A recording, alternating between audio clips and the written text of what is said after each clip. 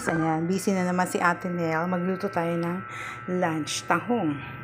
So, lagay tayo ng mantika. Hinaan natin yung apoy, sobrang medyo may lakas. So, lalagay natin yung ating bawang muna. Ayan. Bawang. Ating bawang. Hirap pala mag-ganito. Mag-video habang nagluluto. So, bawang. Bawang natin. Isahin lang po natin. Ayan. Ayan. Pa-brown natin ng konti.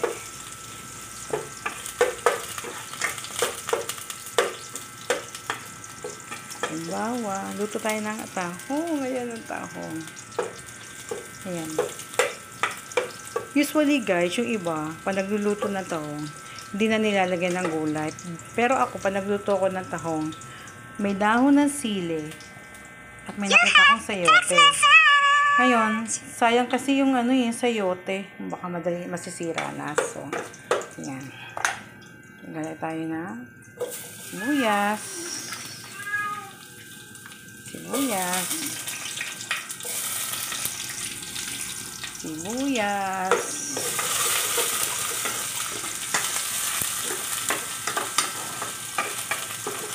Sibuyas. Sibuyas. Tapos talagyan natin yung ating ginger. Luya.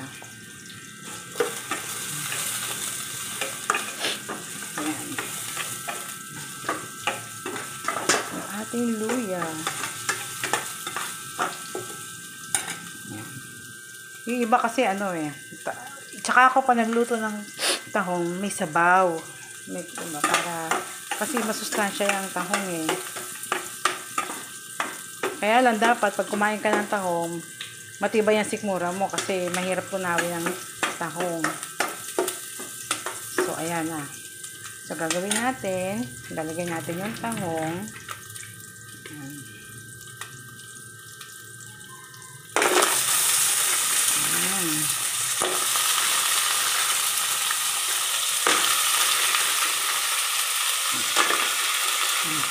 Ang sarap na ito.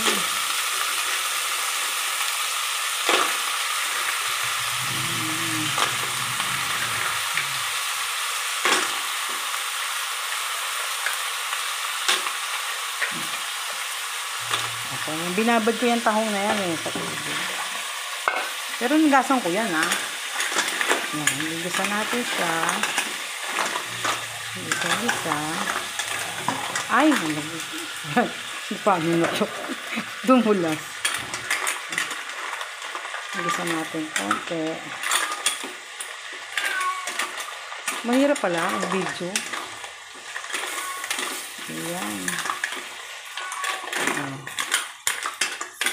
So, lalagyan natin ng sabaw yan.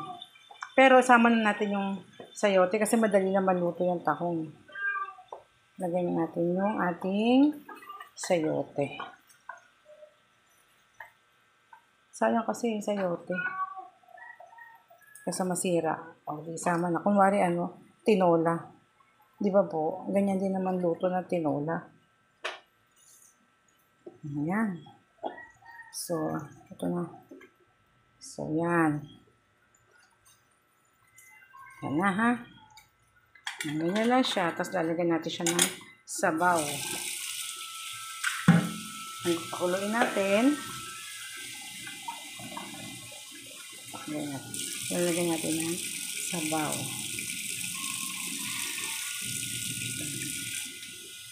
Pag kumulo yan, timplahan natin. Okay na. Ayan, ganyan ako magluto. So, that's all for today lunch.